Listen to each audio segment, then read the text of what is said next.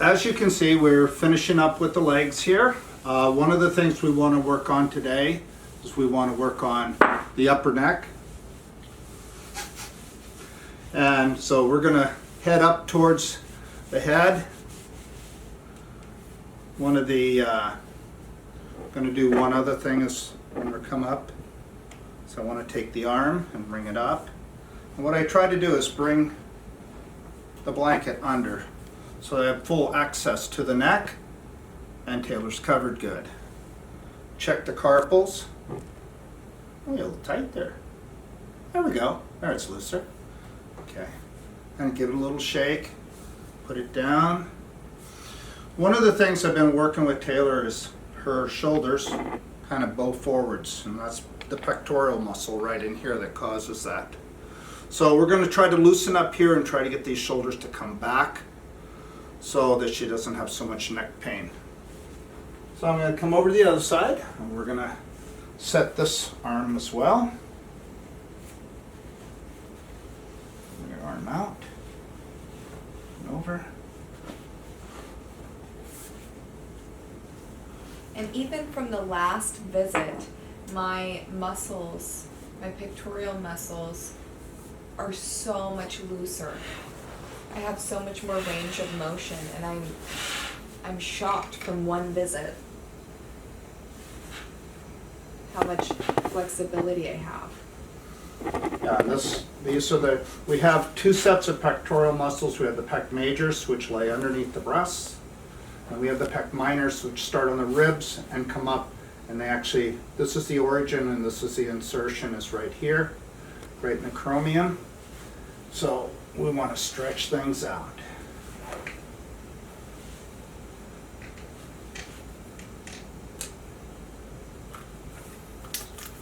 Get some oil on my hands. I like to try to elongate the neck as much as I can without choking her. Some people have issues when you start to work in the throat. Taylor doesn't, so we're going to be doing some throat work. But most of all, we're going to just grab and traction the neck and then let it go. Come up here. What I'm trying to do is I'm working right here, pulling up all the muscles and coming straight up through. I want to stretch everything. And you can see the muscles as they react as I pull them.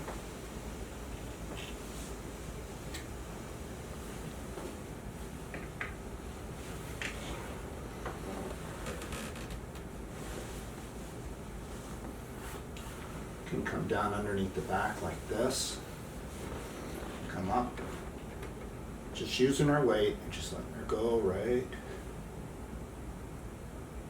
One thing that happens is when you got long hair, sometimes I'm leaning on it, so I'm pulling and they're going, "You're pulling my hair." Again, I come down this, just let her just hang out there. No, let your head just, there you go. Go with the contour. Wow, that's amazing. Wow, I can feel that stretch all the way down my lower back. Mm-hmm. Remember those muscles I was telling you about that come up? I'm right on them right now. Wow. And they pretty much here, here, and there. There's 3 on each side.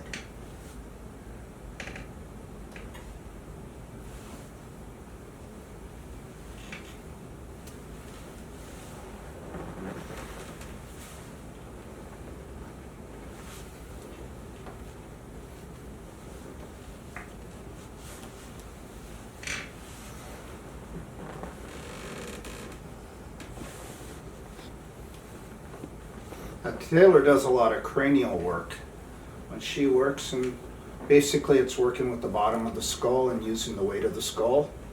It's pretty gentle stuff, but it's also really good stuff. Whenever you're working in the neck and around the face, you have to be really careful. Lots of the veins and everything are very close to the surface, And the neck is very fragile. You can hurt somebody really fast if you don't do it wrong. So you want to be,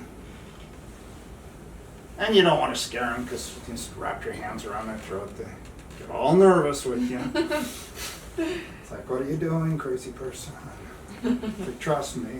I like to do this and push down as we go. Gradually put my hand around the whole shoulder, come down across. Yeah,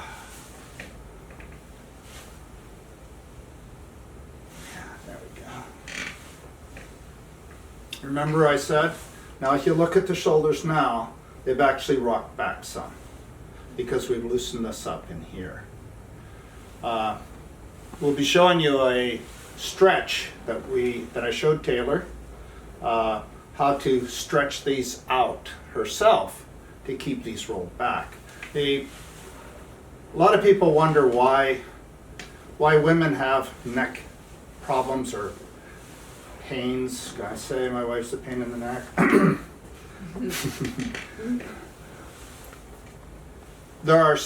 Most of the muscles in women are the same as in men. The thing is, we both use them differently. The way the man uses his body versus the way a woman uses her body is altogether different. Men tend to work from their lower back, women work from their upper back. Everything a woman does, she does with her hands out in front of her. The muscle that makes the arm reach is pectoral minor, which lays right in here. It causes the shoulder to roll ahead. No matter if she's at work typing or on the computer, driving, children, shopping, cleaning, there is nothing a woman doesn't do. Her hands are out in front of her. Muscles start to realize that 98% of the time I'm short and tight because I'm like this. So muscles have memory, so they remember that. And what they start doing is they start getting short and tight right in here, which causes these to roll in. When these roll in, if you're doing this, there's no problem. But the minute you rest, the traps back here try to pull the shoulders back, and it can't because these are too tight. So you have to stretch these out so that the shoulders can go back into the neutral position. And that will take, the pain will start right here, it'll come up here, comes down the side in the scalenes, and it'll get to the point where it actually starts tightening down on the nerves going to the arm, and the fingers will start going numb on you. When you have that, it's commonly known as thoracic outlet syndrome, which basically means the thoracic part of the neck is overly tight. Loosen it up, problem goes away. A lot of people, there's always been the argument, who works harder? Men will say, I work harder, and women go, no, I work harder. We're not even going to visit that. But I will say women work longer. And because they do all their work with their hands out in front of them, this gets tight. From the time they get up, they go to work, they come home, they start their second job. And they're either making dinner or cleaning the house or taking care of children. And women that work in the house, that's even worse because they're working constantly. They never even get a break at all. So women work longer. So they have the upper back problems.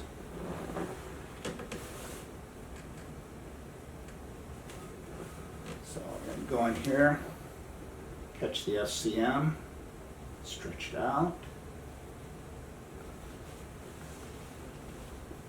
Head back again.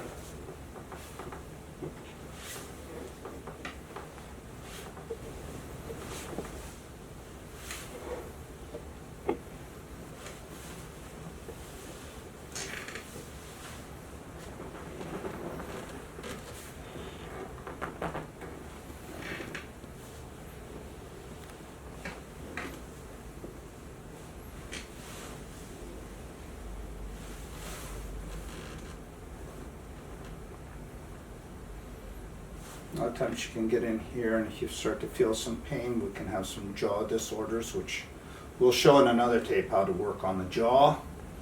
It's a little thing called interoral, which is kind of cool.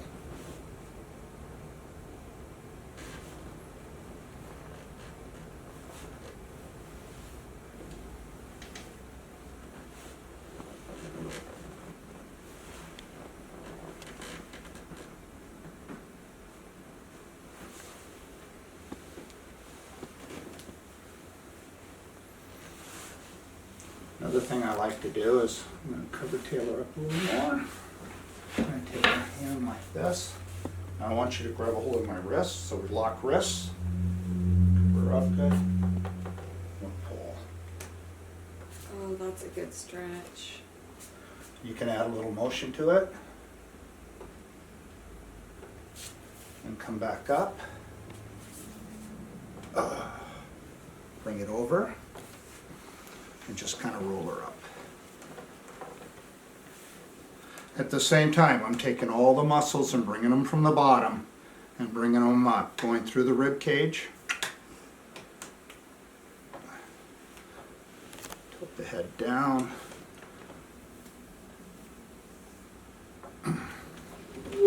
Back over. Yes. Wow, that was a really good stretch. How's that feel? Well, I feel a lot looser on this side after that stretch. Now we got to do the other side. Yeah.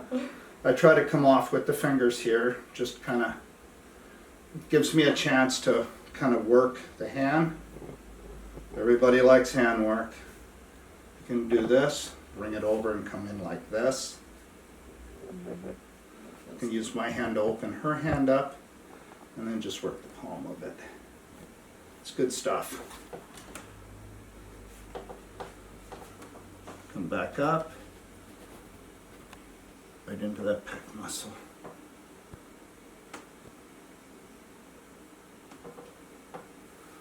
All right, let's get the other side. Let's come around this way.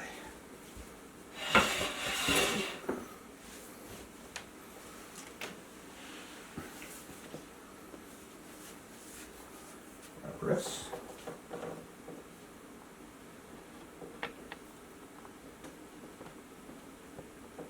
I even feel that stretch in my pelvis. Yeah. It's kind of like if you take a tissue paper, like a Kleenex, and pull on either corner of it, it kind of makes it go, it makes the fascia stretch in a different way. When you do a tandem massage and you actually have two therapists, you can put one on the leg and one on the arm, and we actually pull from two different directions. So it's like, that's pretty cool stuff. Again.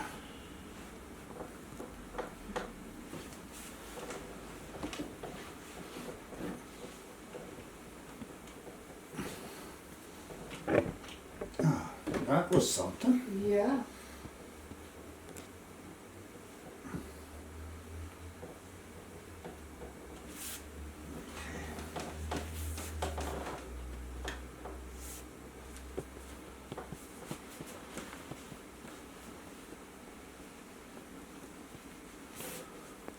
You'll notice that when I'm working, I seldom use bolsters. I have bolsters, but I seldom use it, simply because I tend to move people around a lot, and bolsters just get in our way. A lot of times I'll work without a blanket. We usually use a blanket so there's additional warmth, and sometimes people feel like they're more covered with a blanket. The problem that arises from this is that when I start stretching people, you get too many blankets and nothing gets covered. So it's a lot easier to control a sheet, especially these sheets you can't see through. So it's a lot easier to control somebody and to stretch them than to have a big old blanket in your mouth. When you see a lot of big heavy blankets and stuff, you're probably looking at somebody that just does spa work. They're not doing too much other than that. But like I say, I use bolsters when I work with women that are pregnant, sometimes for different muscle issues if I want to extend a leg up so I can really get into it. But most of the time, I just work with no bolster.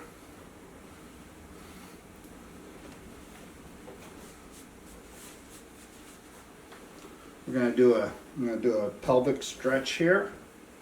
And basically what I'm going to do is take a leg, bring the sheet back around, and see how I bring the sheet up so everything's covered, and just put one here and stretch her. Bring it back and in. A little snap there too. I heard that. And then- This is always good stuff. One guy showed me that by bouncing the leg, you can make the muscles relax even faster. When you get into a lot of sports stuff, you'll find a lot of this. Before a race, they're like, come on, let's loosen it up. They're really, let's get them, let's kill them, we're gonna win. And then after the fight, it's like, okay, let's settle down. Come on, it's good, got it. You're bringing them back down. One part you're getting them hepped up, the other part you're relaxing the muscle back down. That's all just part of working with things the body does naturally.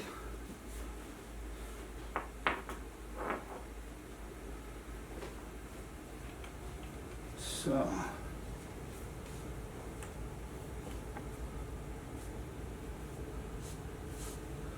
we're doing, when I was telling you about that diaphragm, it's down in here. We'll do that in another session.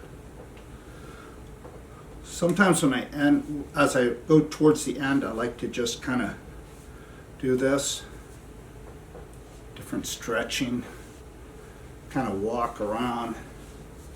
Just kind of let the whole body know that I've been there. Kind of gives it like permission to say, okay, I can relax now. Fine, he's leaving.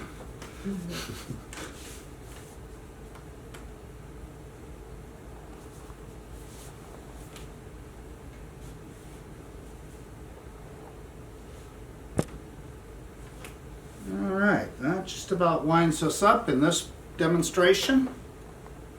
How you feeling?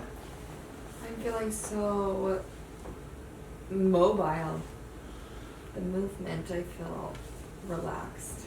Do you feel like there's anything that needs any more attention?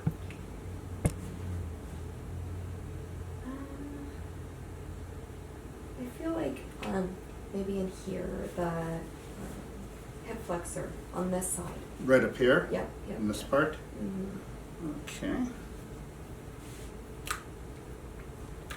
I'm going to get in here and work a little bit. You have psoas work, which is kind of like right in here.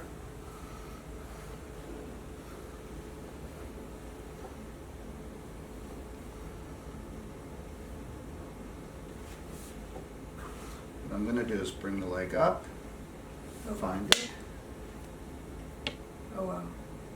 and now I'll just lower it down. Okay. Feeling that? Yeah. Big stretch, huh? Oh boy. Yeah, when I do this to my kids, they hate it. I go, don't do that to me, Dad. Stop it.